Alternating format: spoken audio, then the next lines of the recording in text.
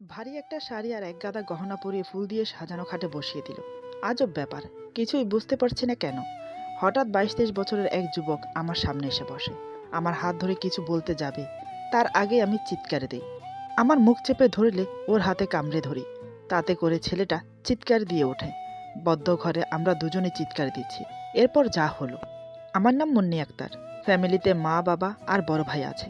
বাবা সরকারি চাকরি করে, বড় ভাই দুবাই থাকে। 1 বছর আগে এসে বিয়ে করে গেছে।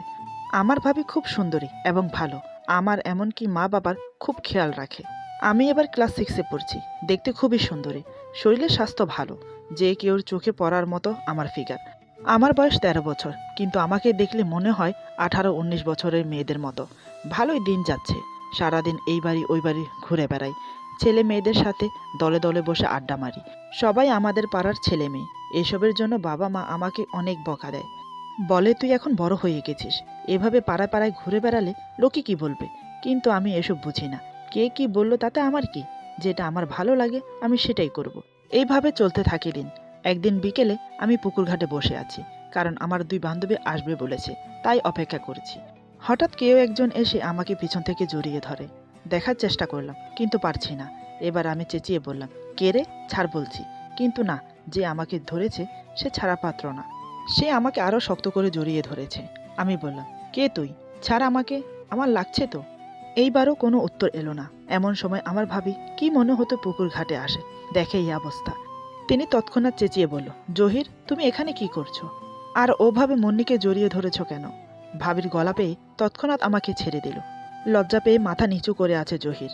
ভাবি আবার বলল, কি হলো, উত্তর দিচ্ছ না কেন? জহির আমতা করে বলল, মুন্নি পানিতে পড়ে যাচ্ছিল, তাই পিছন থেকে জড়িয়ে ধরেছি। ওর কথা শেষ হতেই আমি বললাম, মিথ্যে বলছো কেন? তারপর ভাবিকে উদ্দেশ্য করে বললাম, ভাবি, ও মিথ্যে বলছে। আমি বসেছিলাম আর ও এসে আমাকে জড়িয়ে ধরে। শুধু আজ না, ও আমাকে আরও কয়েকবার এভাবে জড়িয়ে ধরে। আমি আরও বললাম, জানো ভাবি, ও আমার বুকে এখানে হাত দেয়, মাঝে মাঝে আমার মুখে কিস দেয়। আমি না করলেও শোনে না। তুমি ওকে একটু বকে দাও তো। ভাবির আর বুঝতে বাকি রইল না ব্যাপারটা আসলে কি। সে এটাও বুঝতে পারলো আমি যা বললাম তার ব্যাপারে আমি কিছুই বুঝি না। জহির আমার চাচাতো ভাই, বয়সে আমার থেকে অনেক বড়। এবার কলেজে ইন্টারে পড়ছে। ভাবি বলল, জহির, মুন্নি থেকে বয়সে তুমি অনেক বড়। এটা তোমার কাছে আশা করিনি। মুন্নি এখনো ছোট, এসব বোঝে না। আর তুমি কিনা ওর সাথে এসব করছো? তোমার লজ্জা হলো না ওর সাথে এসব করতে? জহির মাথা নিচু করে বলল, সরি ভাবি, ভুল হয়ে গেছে, আর কখনো এমন হবে না। এই বলে জহির চলে গেল। তারপর ভাবি আমাকে খুব বকা দিল। এই প্রথম সে আমার উপর রাগ করলো। কাঁদতে কাঁদতে বাড়ি চলে যাই। মা দেখে জিজ্ঞেস করলো, কি হয়েছে? আমি বললাম, ভাবি বকেছে। ততক্ষণে ভাবি আমার পিছনে এসে দাঁড়ায়। তারপর আমাকে উদ্দেশ্য করে বলল, তুমি এখানে দাঁড়িয়ে কেন? যাও, ঘরে যাও। আজকের পর থেকে ঘরের বাইরে এক পাও রাখবে না। আমি কাঁদতে কাঁদতে রুমে চলে গেলাম। মা জিজ্ঞেস করলো, কি হয়েছে বোমা, ওকে বকছো কেন? ভাবি লজ্জা শরম এক সাইডে রেখে সবকিছু খুলে বলল মাকে। মা শুনে দাঁড়ানো অবস্থা থেকে বসে পড়ল। মাথায় হাত দিয়ে বলল, আমার একই সর্বনাশ হতে যাচ্ছিল। বোমা, সময় মতো যদি তুমি না যেতে, জানি না কি হতো। কি বলে যে তোমাকে ধন্যবাদ জানাবো বুঝতে পারছি না। ভাবি বলল, এখানে ধন্যবাদ জানানোর কি আছে মা? মনি তো আমারও ছোট বোন, ওর ভালো মন্দ দেখার আমারও দায়িত্ব আছে। মা বলল, শুধু দায়িত্ব না, তোমার সম্পূর্ণ অধিকার আছে। এখন কি করা যায় বৌমা? জানি না, কখন কি অঘটন ঘটে যায়। ভাবি বলল, আমি কি বলবো মা, বাবা আসুক, তারপর না হয় ভাবা যাবে। এই পর্যন্ত বলে তারা চুপ হয়ে গেল। 1 সপ্তাহ পর বাবা ফিরল চট্টগ্রাম থেকে। প্রথম দিন কেউ কিছু বলল না। দ্বিতীয় দিন আমার মা বাবাকে সব খুলে বলল। সব শুনে বাবা যেমন চিন্তায় পড়ে গেলেন, তেমনি ভাইপোর উপর রাগও হলো। তিনি কখনো ভাবতে পারেননি জহির এমন কিছু করবে। ওকে দেখলে মনে হয় না ও এমন ছেলে। সব বয়সের দোষ, আর কিছু না। বাবাকে চুপ থাকতে দেখে মা জিজ্ঞেস করলো, কি করবে? বাবা বলল, কি আর করব, ওকে বিয়ে দিয়ে দেব। মা শুনে অবাক, কারণ আমি এখনো ছোট, বিয়ে সংসার এগুলো কিছু বুঝবো না। স্বামীর ভালো মন্দ চাহিদা এগুলো তো একদমই বুঝবো না। বাবাকে বলল, তোমার মাথা ঠিক আছে? কি বলছো তুমি? এতটুকু মেয়েকে বিয়ে দেবে? বাবা এবার রাগিত সুরে বলল, বিয়ে না দিয়ে কি করব? যদি কোনো অঘটন ঘটে তখন কি হবে? মান সম্মান সব ধুলে মিশে যাবে। মা বলল, কিন্তু। বাবা বলল, কোনো কিন্তু নয়। আমি কাল বড় ভাইয়ের সাথে কথা বলবো মুন্নির বিয়ের ব্যাপার নিয়ে। জহিরের সাথে মুন্নির বিয়ে দেব। ওর যখন নজর পড়েছে আমার মেয়ের উপর, তাহলে ওর হাতেই তুলে দেব। পরের দিন বড় চাচার সাথে বাবা কথা বললেন। সম্পূর্ণ ঘটনা খুলে বলে বিয়ের কথা বললেন। বড় চাচা শুনে প্রথমে একটু অবাক হলেও মনে মনে ছেলের উপর খুব ক্ষুণ্ণ হলেন। ওনার উঁচু মাথা নিচু হয়ে গেল ছোট ভাইয়ের কাছে, শুধু ছেলের কারণে। বড় চাচা বাবাকে বললেন, প্রথমত আমি তোর কাছে ছেলের হয়ে ক্ষমা চাইছি। আমি কোনোদিনও কল্পনা করিনি জহির এমন করবে। এমনিতে মুন্নিকে আমার বেশ পছন্দ। এই প্রস্তাব আমি স্বীকার করছি। তুই আমার মান সম্মানের কথা চিন্তা করে সব কথা আমাকে বললি, বাহিরের কাউকে বলিসনি। তার জন্য সারা জীবন আমি তোর কাছে কৃতজ্ঞ থাকব। তারপর দুই ফ্যামিলি সমালোচনা করে আমাদের বিয়ে ঠিক করলো। এই মাসের শেষের তারিখে আমাদের বিয়ে।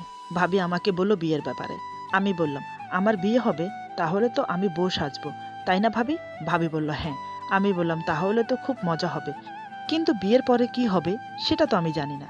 মানুষের বিয়ে হয় যে দেখি, কনেকে খুব সুন্দর করে সাজায়, বর আসে, কি যেন পরে, অনেক মেহমান আসে, চারিদিকে মিউজিক, ধুমধাম শব্দ, অনেক আয়োজন হয়। আমার এসব দেখতে ভালোই লাগে। এখন আমারও বিয়ে হবে, আমাকেও সাজাবে, কত যে খুশি লাগছে কাউকে বলে বোঝাতে পারবো না। এদিকে জহির মনে মনে খুশি আমার সাথে ওর বিয়ে হচ্ছে, মনে মনে আমাকেই চাইতো। দেখতে দেখতে বিয়ের দিন চলে এলো। আজ গায়ে হলুদ।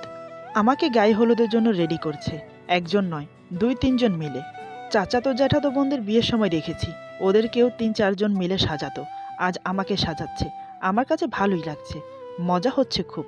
সাজানো কমপ্লিট হওয়ার কিছুক্ষণ পর টের পেলাম কতটা অস্থির আর গরম লাগে। ভাবিকে বললাম, অনেকক্ষণ ধরে পড়ে আছি, এবার খুলে দাও। ভাবি হেসে বলল, পড়ার সময় তো খুব খুশি ছিলে, এখন কি হয়েছে? আমি বললাম, কি গরম আর অস্থির লাগছে আমার, খুলে দাও না ভাবি প্লিজ। ভাবি বলল, একটু পর বরপক্ষ আসবে, গায়ে হলুদের অনুষ্ঠান শুরু হবে, তারপর চেঞ্জ করতে পারবি, এখন একটু ধৈর্য ধরে বস বোন। আমি বসে রইলাম আমার রুমে, কেউ নেই, একা। হঠাৎ আমার রুমের জানালা টোকা পড়ল। জানালা বন্ধ ছিল। রাত তখন আনুমানিক 11টা হবে। এত রাতে কে আসলো জানালায়? আমি বললাম, কে ওখানে? জহির বলল, আমি জহির, জানালা খোলো। আমি জানালা খুলতেই জহির বলল, ওয়াও, তোমাকে আজ খুব সুন্দর লাগছে, গায়ে হলুদের শাড়িটা তোমাকে খুব মানিয়েছে। আমি বললাম, জহির ভাই, জানালা দিয়ে কি করছো? ঘরে এসো। জহির বলল, জহির ভাইয়া বলছো কেন? শুধু জহির বলবে, কারণ তোমার আমার বিয়ে হচ্ছে, তাই হাজবেন্ডকে কেউ ভাইয়া বলে না, নাম ধরে ডাকে। আমি বললাম, আমি পারবো না, তুমি আমার বড় ভাই, ভাইয়াকে ভাইয়া বলে ডাকতে হয়। জহির বলল, ঠিক আছে ঠিক আছে, এই নিয়ে পরে কথা হবে, এখন একটু কাছে এসে বসো। সবার আগে আমার বউকে আমি হলুদ লাগাবো। আমি বললাম, সত্যি তুমি আমার জন্য হলুদ নিয়ে এসেছো? তাহলে লাগিয়ে দাও। এই বলে কাছে গিয়ে বসি। জানালার ভেতরে হাত বাড়িয়ে জহির আমার গালে হলুদ লাগিয়ে দিল। তারপর 2 গালে আলতো করে ছুঁয়ে বলল, আই লাভ ইউ মুন্নি, আমি তোমাকে ভালোবাসি। আমি বোকার মতো হাসছি। জহির বলল, আমি এখন যাই, কেউ দেখে ফেলবে। জহির চলে যাওয়ার পর ভাবি এলো রুমে। আমার গালে হলুদ দেখে জিজ্ঞেস করলো, কিরে মুন্নি, তোর গালে হলুদ লাগলো কি করে? আমি বললাম, জহির ভাইয়া লাগিয়ে দিয়েছে। ভাবি মুচকি হেসে বলল, কি সৌভাগ্য তোর, গায়ে হলুদের দিন বরের হাতের হলুদের ছোঁয়া পেলি তুই। এই বলে আমাকে স্টেজে নিয়ে গেল। সেদিন ভালোই ভালোই গায়ে হলুদ হয়ে গেল। বিয়ের দিনও কোনো ঝামেলা হলো না, পরিপূর্ণভাবে বিয়ে হয়ে গেল। যাওয়ার সময় একটুও কান্না করলাম না। কেন কান্না করব? চাচাদের ঘরেই তো যাচ্ছি, যখন মন চাইবে তখন চলে আসব। সবাই এটা ভেবে পাচ্ছে না আমাকে এত তাড়াতাড়ি কেন বিয়ে দিল। আমাদের আর্থিক অবস্থা খুবই ভালো, তাহলে সমস্যা কোথায়? এদিকে আমি শ্বশুর বাড়িতে এসে এক জায়গায় স্থিরভাবে বসছি না। এই বাড়ির আনাচে কানাচে সব আমার নখদর্পণ। আমার শাশুড়ি মানে আমার চাচিমা আমাকে বলল, মুন্নি, এক জায়গায় বস মা, তোকে আমাদের আত্মীয় স্বজন সবাই দেখতে আসবে। এভাবে ঘুরে বেড়ালে লোকে কি বলবে? কি আর করার, বড়দের কথা তো ফেলতে পারি না। তাই বাধ্য হয়ে চুপচাপ এক জায়গায় বসে আছি। আশেপাশে আমাদের পরিচিত সবাই ঘুরে বেড়াচ্ছে। এদিকে জহির একটুও সুযোগ পাচ্ছে না আমার সাথে কথা বলতে, বারবার এসে ফিরে যাচ্ছে। আজ আমাদের বাসর হবে না, কারণ গ্রামের দিকে বিয়ের দিন বাসর ঘরে দেয় না। রাতে আমি আমার ননদের সাথে ঘুমাই। বেচারা জহির আমার সাথে কথা বলার জন্য অনেক চেষ্টা করেছে, কিন্তু পারিনি। পরের দিন ঘুম থেকে উঠে ফ্রেশ হয়ে বসে আছি। জহির একটা লাল গোলাপ আমাকে দিয়ে বলল, আমার রুমে আসো, কথা আছে। কে শোনে কার কথা? আমি যাইনি। রাতে বাসর ঘরে দেবে বলে সবাই বলছে। কেউ বলছে মেয়ে এখনো ছোট, বাসর ঘরে দেওয়া ঠিক হবে না, আবার কেউ বলছে কিছু হবে না, দিয়ে দাও। লাশ পর্যন্ত আমাদেরকে বাসর ঘরে দেওয়া হলো। ভারী শাড়ি আর একগাদা গহনা পরিয়ে বসিয়ে দিল। এগুলোর ভারে আমি তলিয়ে যাচ্ছি। কিছুক্ষণ পর জহির রুমে প্রবেশ করলো, খুব এক্সাইটেড। দরজা লাগিয়ে আসার সময় লাইট অফ করে ডিম লাইট অন করে। আমার সামনে বসে আমার হাত ধরে। আমি ঘুমটা সরিয়ে দেখে ভয়ে চিৎকার করে উঠি। ডিম লাইটের সামান্য আলোতে জহিরকে চেনা যাচ্ছে না, তাই চিৎকার দিয়েছি। জহির তাড়াতাড়ি আমার মুখ চেপে ধরে বলল, চুপ চুপ চুপ, কি করছো? আমাকে চিনতে পারছো না? আমি জহির, তোমার স্বামী। কিছু বলার আগেই আমার আওয়াজ বাহির পর্যন্ত পৌঁছে গেছে। আমি ভয় পেয়ে কি করব ভেবে না পেয়ে জহিরকে কামড়ে ধরি। এদিকে জহির ব্যথায় চিৎকার দিচ্ছে। বন্ধ ঘরে দুজনেই চিৎকার দিচ্ছি। ওইদিকে দরজার বাইরে সবাই এসে বলছে, কি হয়েছে জহির, দরজা খোল। অনেক কষ্টে হাত ছাড়িয়ে নিয়ে দরজা খুলল। জহির কিছু বলার অবস্থায় নেই, কারণ ততক্ষণে ওর হাত থেকে রক্ত পড়ছে। আর আমি চাচা চাচিকে দেখে ছুটে এসে জড়িয়ে ধরলাম। বেচারা জহির কিছু না করেও লজ্জায় মাথা নিচু করে আছে আর ব্যথা ছটফট করছে। ওর হাত থেকে তখনও রক্ত পড়ছে। সবাই মিটিমিটি হাসছে, কিন্তু প্রকাশ করে হাসতে পারছে না। জহির কিছু না বলে বেরিয়ে গেল। আমার মুখে তখনও জহিরের হাতের রক্ত লেগে আছে। চাচি আম্মা বলল, তোমরা সবাই ঘুমাতে যাও, আমি মুন্নির সাথে আছি। সেদিন আমাকে কেউ কিছু বলল না। কাপড় চেঞ্জ করে শাশুড়ির সাথে শুয়ে পড়লাম। পরের দিন ভাবিরা সবাই হাসাহাসি করছে আমাদেরকে নিয়ে। জহির বলল, তোমরা শুধু শুধু হাসছো, আমি ওকে কিচ্ছু করিনি, শুধু হাতটা ধরেছি, অমনি আমাকে কামড়ে দিয়েছে। জিজ্ঞেস করো না, তোমাদের সামনেই তো বসে আছে। আমি বললাম, আমার কোনো দোষ নেই। জহির ভাইয়া লাইট অফ করে আমার হাত ধরে। আমি ভয় পেয়ে কামড়ে দেই। জহির বলে, ঘর অন্ধকার ছিল না, ডিম লাইট জ্বলছিল। সবাই আমাদের কথা শুনে হাসতে শুরু করে। ভাবি বলে, জহির, মুন্নি এখনো ছোট, ওকে বোঝাতে হবে। তুমি যা বোঝো, হয়তো মুন্নি তা বোঝে না। আজ রাতে না হয় আবার ট্রাই করো, তবে বুঝিয়ে।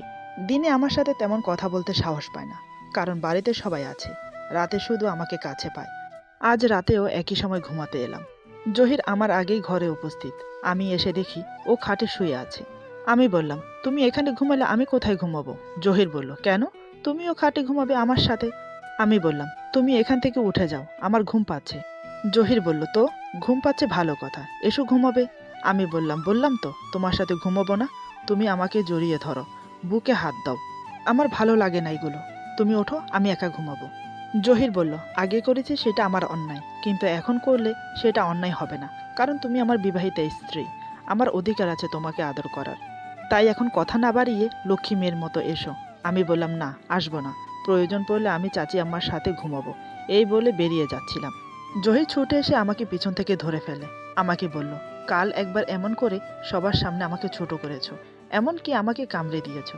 এই দেখো, ব্যান্ডেজ করে রেখেছি। আজ আবারও তুমি বেরিয়ে যাচ্ছ, সবাই কি ভাববে বলো তো? এসো ঘুমাবে। আমি কিছু করব না, কথা দিচ্ছি। আমি বললাম, প্রমিস করো কিছু করবে না। জহির নিরাশ হলেও মুখে হাসি রেখে আমার হাতে হাত রেখে বলল, প্রমিস করছি, কিচ্ছু করব না। এবার এসো লক্ষ্মী মেয়ের মতো ঘুমাবে। ওর কথা মতো তারপর আমি ঘুমোতে চলে গেলাম।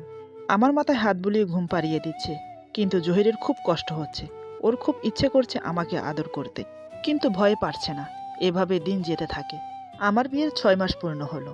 এখনো পর্যন্ত আমার আর জহিরের মাঝে শারীরিক সম্পর্ক হয়নি। ধীরে ধীরে জহিরকে আমার ভালো লাগছে। একদিন রাতে আমি আর জহির খাটে শুয়ে আছি। জহির আমার মাথায় হাত বুলিয়ে দিচ্ছে। আমাকে উদ্দেশ্য করে বলল, মুন্নি, কবে তুমি আমার ভালোবাসা বুঝবে? কবে তোমাকে আমি আপন করে পাবো? তুমি জানো আমার কতটা কষ্ট হয় এভাবে তুমি আমার পাশে থাকো, অথচ আমি তোমাকে আদর করতে পারি না। জানি না তোমার ভালোবাসা আমার নসিবে কবে হবে। আমি কিছু বলতে যাব, তার আগেই কুকুরের আওয়াজ কোত্থেকে যেন ভেসে আসছে। আমি তৎক্ষণাৎ জহিরকে জড়িয়ে ধরি। মনে হয় 3-4টা কুকুর যত সম্ভব ফাইটিং করছে।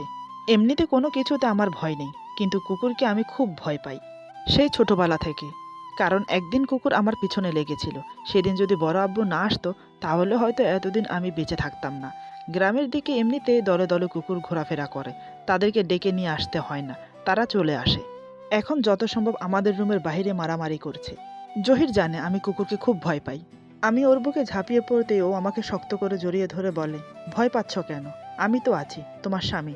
কুকুর কেন? পৃথিবীর কোনো কিছুই তোমাকে ছুঁতে পারবে না। এইভাবে থাকো। এই বলে আমাকে আরো শক্ত করে জড়িয়ে ধরে কিস করতে থাকে, কারণ এই সুযোগ হয়তো আর পাবে না। কুকুরগুলো তখনও ফাইটিং করে যাচ্ছে। আমি বললাম, তুমি এগুলো কি করছো? জহির বলল, আমি আমার বউকে আদর করছি। আমি বললাম, তুমি আমাকে ছাড়ো, আগে যাও কুকুরগুলোকে তাড়িয়ে এসো। আমার কথা শুনে জহির মনে মনে বলছে, আমি কি পাগল হয়েছি? এই সুযোগ হাত থেকে ছেড়ে দেব? কুকুরগুলো তাড়িয়ে দিলে তো তোমাকে কাছে পাবো না, অন্তত কুকুরের উছিলায় তোমাকে বুকে পেয়েছি। আমি বললাম, কি হলো, যাও। জহির বলল, আমি গেলে কুকুর যদি আমাকে কামড়ে দেয়, এমনিতে তোমার কামড় খেয়ে আমার 12টা বেজে গেছে। এবার কুকুরের কামড় খেলে আর বাঁচব না, তার চেয়ে বরং তুমি আমার বুকে থাকো, তাহলে তোমাকে কুকুরে কামড়াবে না। এভাবে সময় কাটতে থাকে। অনেকক্ষণ পর কুকুরগুলো ক্ষান্ত হলো। ততক্ষণে আমি ঘুমের রাজ্যে পাড়ি দিয়েছি জহিরের বুকে। আমার ঘুমন্ত চেহারার দিকে তাকিয়ে জহির বলল, কি নিষ্পাপ লাগছে আমার বউটাকে, কপাল গুনে তোমাকে পেয়েছি মুন্নি, এখন শুধু তোমার ভালোবাসা পাওয়ার অপেক্ষা। তোমাকে যখন পেয়েছি তোমার ভালোবাসাও আমি জয় করে নেব, আমার অবুঝ পিচ্ছি বউ। এই বলে আমার সারা মুখে কিস করে। আমার ঠোঁট জোড়া ওর মুখের দখলে পরম তৃপ্তিতে কিস করে যাচ্ছে। তখন আমি গভীর ঘুমে মগ্ন, নিজের অজান্তে জহিরকে শক্ত করে জড়িয়ে ধরি। এভাবে সারা রাত একে অপরকে জড়িয়ে ধরে ঘুমিয়ে থাকি। পরের দিন সকালে ঘুম থেকে উঠে দেখি আমি জহিরের বুকে শুয়ে আছি, গায়ের কাপড় এলোমেলো। সারা রাত কি হয়েছে জানি না। নিজের কাপড় ঠিক করে বেরিয়ে এলাম। ভাবি বলল, ফ্রেশ হয়ে আয়, আমি নাস্তা দিচ্ছি। নাস্তা খেয়ে ড্রয়িং রুমে বসে টিভি দেখছি। ভাবি বলল, কি রে এখানে বসে আছিস কেন, রুমে যা। আমি বললাম, রুমে গিয়ে কি করব, জহির ভাইয়া ঘুমাচ্ছে। ভাবি হেসে বলল, জহির ভাইয়া না, এখন থেকে শুধু জহির। জহির এখন তোর স্বামী, ভাইয়া বলতে নেই। আমি বললাম, ও যাই হোক, ভাইয়াকে ভাইয়া বলবো না তো কি বলবো। ভাবি বুঝলে এই পাগলিকে বুঝিয়ে লাভ নেই, তিনি কাজে চলে গেলেন। সেই একই কথা আমার শাশুড়িও বলে, রুমে গিয়ে বসো। তারপর আমি উঠে চলে গেলাম রুমে। দেখি জহির ঘুম থেকে উঠেছে। আমাকে দেখে পিছন থেকে জড়িয়ে ধরে বলল, সকাল সকাল আমাকে একা রেখে কোথায় গিয়েছিলে? আমি বললাম, নাস্তা করতে। জহির বলল, আজকের পর থেকে আমাকে একা রেখে যাবে না, আমি ঘুম থেকে উঠে তোমার মুখ দেখতে চাই, মনে থাকবে? আমি বললাম, ঠিক আছে। তবে তার জন্য আমাকে কি দেবে? জহির বলল, তোমার ফেভারিট চটপটি নিয়ে আসবো। আমি খুশি হয়ে বললাম, সত্যি নিয়ে আসবে? তবে 1 প্লেট না, 2 প্লেট। জহির বলল, তুমি 2 প্লেট খাবে? ওকে, তাই হবে। আমি বললাম, আমি একা খাবো না, তুমি আর আমি খাবো। জহির আমার কপালে কিস করে বলে, ঠিক আছে লক্ষ্মীটি, তাই হবে। 1 প্লেটে আমরা দুজন। আমি বললাম, 1 প্লেটে দুজন না, দুজন আলাদা প্লেটে। জহির বলল, এটা কি করে হয়? 1 প্লেটে দুজন খেলে ভালোবাসা বাড়ে। ভালোবাসা বাড়াতে চাই, কমাতে না লক্ষ্মীটি। আমি যেমন তোমাকে ভালোবাসি, আমি চাই তার চেয়েও বেশি আমাকে ভালোবাসো তুমি। কি বলছে কে জানে, আমি শুধু হাঁ বলে গেলাম। সেভাবে চলতে থাকি দিন, একে অপরকে ধীরে ধীরে বুঝতে থাকি। আমার কি পছন্দ অপছন্দ জহির সবই জানতো, তাই যখন যেটা মন চাইতো সেটা নিয়ে আসতো। আমি জিজ্ঞেস করলে বলে, তুমি আমার পিচ্চি বউ, তোমাকে খুশি রাখার জন্য সব করতে পারি। আমাদের মাঝে সব কিছু হলেও এখনও আমরা সঙ্গমে লিপ্ত হইনি। জহিরের খুব ইচ্ছে করে, কিন্তু মান সম্মানের ভয়ে কিছু করতে পারে না। একবার হাত ধরে যে অপমান হয়েছে সেটা এখনও ভুলতে পারেনি। একদিন বাড়ির সবাই বেড়াতে যাবে ভাবিদের বাড়িতে। ওনার বড় ভাই এসেছে ইটালি থেকে, তাই আমাদের সবাইকে দাওয়াত দিয়েছে। জহির বলল, ভাবি তোমার সাহায্য চাই। ভাবি বুঝতে পারলো জহির কি বলতে চায়, কারণ সে সবই জানে। ভাবি আশ্বাস দিয়ে বলল, চিন্তা করো না, তোমাকে আর মুন্নিকে রেখে যাব। মাকে আমি ম্যানেজ করে নেব, তবে এই সুযোগ বারবার আসবে না। আজ রাতেই কিন্তু ছক্কা মারা চাই, আসার পরে যেন তোমার মুখে হাসি দেখি। জহির ভাবির হাত ধরে বলে, থ্যাংক ইউ ভাবি, থ্যাংক ইউ, তুমি অনেক ভালো। সেদিন আমাদেরকে রেখে সবাই ভাবিদের বাড়িতে চলে গেল। ভাবিদের বাড়ি অনেক দূরে, ব্রাহ্মণবাড়িয়া, তাই আজ কেউ ফিরবে না। আমার শাশুড়ি প্রথমে আপত্তি জানায়, পরে ভাবি ইশারাতে বুঝিয়ে দেয়। আজ আমি আর জহির ছাড়া বাড়িতে কেউ নেই। জহির খুব এক্সাইটেড আমাকে কাছে পাওয়ার জন্য। রাতে আমার জন্য চকলেট, চিপস, আইসক্রিম আরও অনেক কিছু নিয়ে আসে। আমাকে বলল, আজ একটু সুন্দর করে সাজো, বাড়িতে কেউ নেই, শুধু তুমি আর আমি। আজ তোমাকে মন ভরে দেখব আর ভালোবাসবো। আজ তোমাকে অন্যরকম ভালোবাসা শেখাবো। আমি বললাম, সেটা আবার কেমন? জহির বলল, পরে দেখাচ্ছি, আগে তুমি সেজে এসো। আমাদের বিয়ে হয়েছে 8-9 মাস হবে। এই প্রথম জহির আমার কাছে কিছু আবদার করল, তাই আমি অমত করলাম না, সেজে ওর সামনে গেলাম। আমাকে দেখে ও চোখ সরাতে পারছে না। ধীরে ধীরে উঠে এসে আমাকে শক্ত করে জড়িয়ে ধরে, পাগলের মতো পুরো শরীরে কিস করতে থাকে। আমার কাছে অন্যরকম ফিল হচ্ছে, পুরো শরীর যেন গরম হয়ে উঠছে। বুঝতে পারছি না কেন এমন হচ্ছে। আমি বললাম, কি করছো তুমি, ছাড়ো আমাকে। আগে তো এমন করনি, আজ এমন করছো কেন? জহির বলল, কেন, তোমার কাছে ভালো লাগছে না? আমি বললাম, কেমন যেন লাগছে, বুঝতে পারছি না। পুরো শরীর গরম হয়ে উঠছে। জহির বুঝতে পারে আমার মাঝেও উত্তেজনা বৃদ্ধি পাচ্ছে। জহির বলে, আদর করতে দাও, দেখবে ধীরে ধীরে তোমার কাছে ভালো লাগবে। এই বলে এক এক করে ওর গায়ের কাপড় খুলতে থাকে। আমি বাধা দিলাম, কিন্তু জহির শুনতে রাজি না। সে এখন এতটাই উত্তেজিত হয়ে আছে, নিজেকে কন্ট্রোল করতে পারছে না। তারপর আমাকে ধাক্কা মেরে খাটে শুইয়ে দিল। আমি বললাম, কি করছো তুমি এগুলো, কাপড় খুলেছ কেন? জহির বলল, বাধা দিও না প্লিজ, আজ তোমার ভালোবাসা আমার চাই। আজ বাড়িতে কেউ নেই, তাই তোমাকে নিজের করে পেতে চাই। এই বলে আমার দিকে অগ্রসর হলো, ঝাঁপিয়ে পড়ে আমার উপর আমাকে আদর করতে থাকে। আমি বাধা দিয়েও ওকে ঠেকাতে পারছি না। যখন সঙ্গমের জন্য প্রস্তুতি নিল, তখন আমাকে বলল, প্লিজ লক্ষ্মীটি, একটু ব্যথা পাবে, পরে দেখবে সব ঠিক হয়ে যাবে। আমাকে কিছু বলার সুযোগও দিল না, শুরু করে দিল ওর পিপাসা নিবারণের কাজ। এতটুকু হোঁশ নেই ওর। এদিকে আমি ব্যথায় ছটফট করছি, কান্না করছি, আর নিজের হাত কামড়ে ধরেছি। প্রায় আধা ঘন্টা পর ক্ষান্ত হলো জহির। কিছুক্ষণ চোখ বন্ধ করে নিজেকে স্বাভাবিক করলো। তারপর আমার উপর থেকে উঠতেই দেখে আমি কান্না করছি, হাত কামড়ে লাল করে ফেলেছি। বুঝতে পারলো আমার খুব কষ্ট হয়েছে। তৎক্ষণাৎ আমাকে শক্ত করে জড়িয়ে ধরে বলে, সরি সরি জান, আসলে আমার হুঁশ ছিল না। খুব ব্যথা পেয়েছো না? ক্ষমা করে দাও আমায়। আমি তখনও কেঁদে যাচ্ছি। অনেকক্ষণ চেষ্টা করে আমাকে শান্ত করলো। তারপর ওয়াশরুমে ফ্রেশ হতে যাবে, তখন দেখে বিছানায় হালকা হালকা রক্তের ছোপ লেগে আছে। এটা দেখে জহির ঘাবড়ে গেল। তাড়াতাড়ি করে আমাকে আবার বুকে জড়িয়ে ধরে বলে, সত্যি আমার অন্যায় হয়ে গেছে। আমি আসলে বুঝতে পারিনি এমন কিছু হবে। প্রথমে একটু সমস্যা হয়, পরে দেখবে ঠিক হয়ে গেছে। এখন প্লিজ কান্না করো না। আমাকে স্বাভাবিক করার জন্য আরও অনেক কিছু করলো। তারপর খাটে বিছানো চাদরটা নিজের হাতে ধুয়ে শুকাতে দিল। আমার খিদে পেয়েছিল, ওকে বলতেই নিজের হাতে খাইয়ে দিল। রাতে খুব যত্ন করে আমাকে ঘুম পাড়ালো। ভোরের দিকে জহিরের মুখের গরম নিঃশ্বাসে আমার ঘুম ভেঙে যায়। চোখ খুলে দেখি জহির উত্তেজনায় মগ্ন হয়ে আছে, ক্রমশ আমাকে আদর করে যাচ্ছে। কালকে রাতের অভিজ্ঞতা থেকে একটু ভয় পেলাম, তবে আজ আমার কাছে ভালো লাগছে। আমিও আর বাধা দিলাম না, জহিরকে শক্ত করে জড়িয়ে ধরলাম। জহির বুঝতে পারলো আমিও চাই ও আমাকে ভালোবাসুক। জহির বলল, বিশ্বাস করো, আমি ভাবতে পারিনি তুমি এত সহজে আমাকে আপন করে নেবে। এত সহজে তোমার ভালোবাসা আমি পেয়ে যাব। সারা জীবন এভাবে ভালোবেসো আমাকে, সারাক্ষণ এভাবে থেকো আমার বুকে। মুন্নি, তুমি ভালোবাসবে আমাকে? আমি কি বুঝলাম জানি না, চোখ বন্ধ করে হ্যাঁ বললাম। তাতেই কাজ হলো। জহির আমাকে আদর দিয়ে ভরিয়ে দিতে লাগলো।